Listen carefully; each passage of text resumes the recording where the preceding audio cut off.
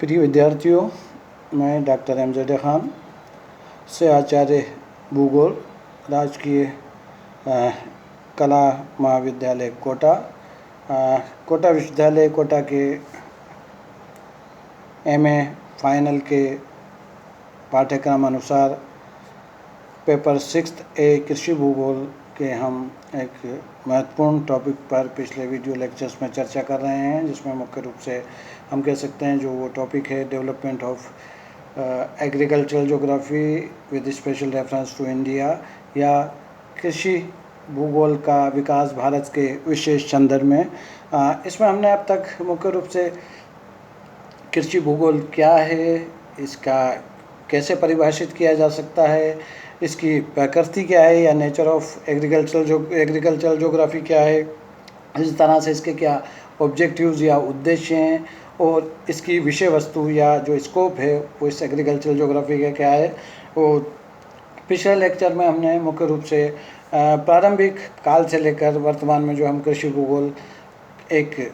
विषय के रूप में, भूगोल विषय की एक महत्वपूर्ण शाखा के रूप में हम जो देखते हैं, उसका विकास विश्व के विभिन्न भागों में या विभिन्न कृषि वैज्ञानिकों द्वारा या भूगोलवेत्ताओं द्वारा किस प्रकार से इस पर महत्वपूर्ण अध्ययन किए गए, विश्व को अलग अलग जो महाद्वीप हैं उनके अनुसार अलग अलग कृषि प्रदेशों में बांटा गया, विश्व को इकाई मानकर कृषि प्रदेशों में बांटा गया और उनका महत्वपूर्ण अध्ययन किया गया। और हमने ये भी बात की थी कि अब जो है वो मुख्य रूप से जिन महत्वपूर्ण चीज़ों पर अध्ययन किया जा रहा है या जो अध्ययन किया जा रहा है वो माइक्रो लेवल या सूक्ष्म स्तरीय स्तर पर अध्ययन मुख्य रूप से किया जा रहा है कृषि भूगोल के अंदर, जिससे कि हम सूक्ष्म स्तर पर जो शोध कार्य है उसके द्वारा हम भूगोल की या कृषि की जो तकनीकें हैं उन पर महत्वपूर्ण रूप से कार्य कर सकें। साथ ही अब प्रतिदर्श अध्ययनों या सैंपल स्टडीज़ पर भी विशेष ध्यान दिया जा रहा है। इसी तरह से कृषि प्रकारिकी, कृषि में पोषाहार, कृषि और स्वास्थ्य, कई सारे महत्वपूर्ण ऐसे बिंदु हैं जिन पर वर्तमान में कार्य किया जा रहा है। और सांख्यिकी विधियों का अधिकाधिक कृषि भूगोल के महत्व की वजह से उसमें उपयोग किया जाकर कृषि भूगोल को एक सशक्त जो शाखा है उसके रूप में स्थापित किया गया। और 1960 के बाद जैसे हमने देखा है कि कृषि भूगोल के अंतर्गत बहुत महत्वपूर्ण परिवर्तन आया, इसका विकास हुआ बहुत महत्वपूर्ण रूप से विश्व में। और वर्तमान में जो कंप्यूटर तकनीक, रिमोट सेंसिंग आदि के माध्यम से जो कि आंकड़े, क्योंकि कृषि भूगोल के अंतर्गत भूमि उपयोग या उससे संबंधित कई महत्वपूर्ण बहुत बड़े बड़े आंकड़े एकत्रित किए जाते हैं और उनका अब विश्लेषण, संश्लेषण और उनका मानचित्रण और सांख्यिकीय विधियों का उपयोग कर उनको और अधिक उपयोगी बनाने में महत्वपूर्ण कार्य किया जा रहा है। तो हमने पिछले वीडियो लेक्चर में विश्व में किस प्रकार कृषि भूगोल का विकास हुआ उस पर चर्चा की थी। आज हम मुख्य रूप से भारत के विशेष संदर्भ में कि भारत में कृषि भूगोल का विकास या development of agricultural geography in India कैसे हुआ है उस पर बात करेंगे। कृषि प्रधान देश होने के बावजूद भारत में कृषि भूगोल के अध्ययन को प्रारंभ में ही कहा जा सकता है कि समुचित प्रोत्साहन नहीं मिल सका। स्वतंत्रता के पूर्व अधिकांश अध्ययन केवल प्रादेशिक कृषि के विवरण तक ही सीमित थे। इनमें कहा जा सकता है रामाकृष्णन द्वारा कोयम्बटूर का 1930 में, सोरी राजन द्वारा मलाबार जनपद का 1931 में, राजा मनिक्कम द्वारा त्रिचिनापल्ली का 1933 एवं मदुराई का 1937, इसी प्रकार गारू द्वारा विजयपत्तनम 1934 में, श्रीनिवासन द्वारा अनंतपुर का 1935 में, गोपालन द्वारा तंजौर का 1937 में, अय्यर द्वारा जो है कोयम्बटूर का 1939 में, राजगोपाल द्वारा तंजौर जनपद का 1942 का उल्लेख हम यहाँ पर मुख्य रूप से कर सकते हैं, जो कि प्रारंभिक महत्वपूर्ण अध्ययन थे। इन सभी विद्वानों ने दक्षिण भारत के विभिन्न जनपदों में प्रमुख फसलों के क्षेत्रीय वितरण का अध्ययन किया है। BN मुखर्जी ने 1942 में उत्तर प्रदेश तथा दयाल ने 1950 में बिहार राज्य की कृषि विशेषताओं का विवरण देते हुए इन्हें विभिन्न कृषि प्रदेशों में विभाजित किया।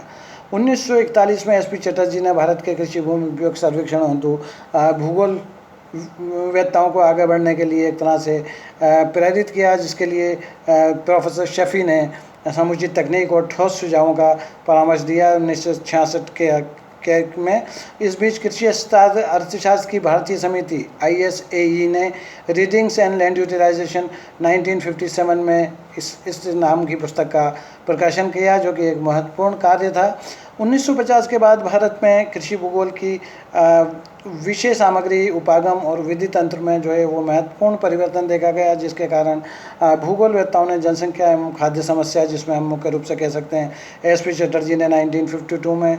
G कुरियन ने 1952 में, HP दास ने 1969 में, इसी तरह से फसल प्रतिरूप में परिवर्तन पर मुख्य रूप से प्रोफेसर VR सिंह ने 1959 में, प्रोफेसर M शफी ने 1965 में, प्रोफेसर KZ अंसारी द्वारा 1968 में, इसी तरह से प्रोफेसर KZ अहमद द्वारा 1968 में, SN मुखर्जी द्वारा 1968 में, BS नेगी द्वारा 1972 में महत्वपूर्ण कार्य किए गए। इसी प्रकार कृषि गहनता उत्पादकता के क्षेत्र में प्रोफेसर शफी ने 1960 में और 1972 में, BN सिन्हा ने 1968 में, PC अग्रवाल ने 1970 में, QM अहमद द्वारा 1971 में इस क्षेत्र में मुख्य रूप से कृषि गहनता उत्पादकता के क्षेत्र में कार्य किए। इसी तरह से अगर शस्य संयोजन, क्रॉप कॉम्बिनेशन की बात करें तो उसमें महत्वपूर्ण कार्य H सिंह द्वारा 1963 में, MF सिद्दीकी द्वारा 1967 में, NP अय्यर द्वारा 1965 में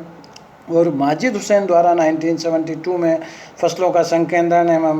विशाखन, या हम कह सकते हैं स्पेशलाइजेशन एंड डाइवर्सिफिकेशन, जो एक कृषि नियोजन, कृषि एवं पोषार आदि विषयों के अध्ययन में उन्होंने रुचि दिखाई। इन अध्ययनों में परिमाणात्मक तकनीकों का भी उपयोग निरंतर बढ़ रहा है। उदाहरण के रूप में हम कह सकते हैं कि शफी ने 1960 में और भाटिया ने 1967 में, सिन्हा ने 1968 में,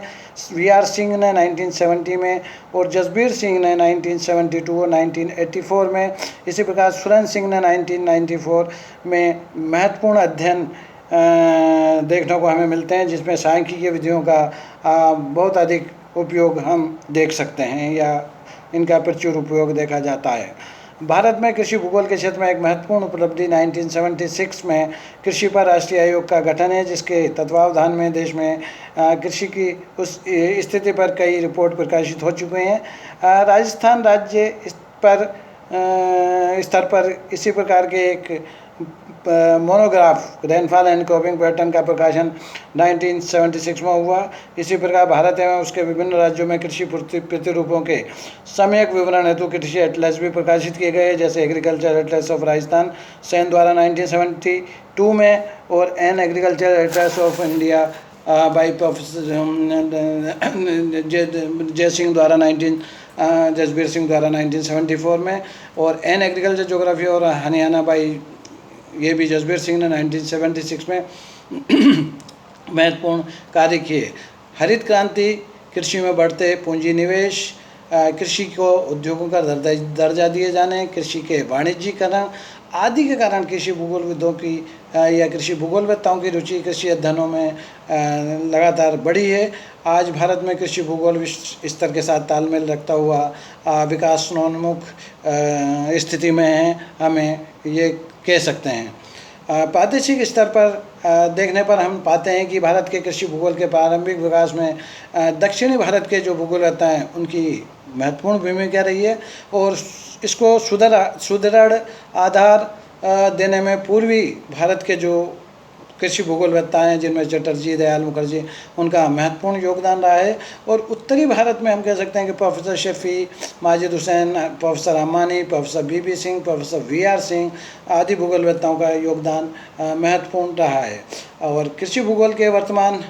विकास पर पंजाब हरियाणा क्षेत्र की हरित क्रांति का प्रभाव भी बहुत महत्वपूर्ण रूप से पड़ा है, ये कहा जा सकता है। और इसके कारण क्या है, केंद्र बिंदु कृषि भूगोल के विकास का जो है वो धीरे धीरे उत्तर पश्चिम की ओर, हमारे देश का जो उत्तर पश्चिम भाग है उसकी ओर खिसका, और जिसमें जसबीर सिंह, GB सिंह, के सोहल, सुरेंद्र सिंह आदि के प्रयास एवं योगदान हम कह सकते हैं कि बहुत उल्लेखनीय या महत्वपूर्ण रहे हैं। तो इस प्रकार से भारत में भी कृषि भूगोल के क्षेत्र में बहुत अनेक महत्वपूर्ण कार्य किए गए और बहुत महत्वपूर्ण इस क्षेत्र में कार्य करते हुए अपना योगदान कृषि भूगोलवेत्ताओं या भूगोलविदों द्वारा दिया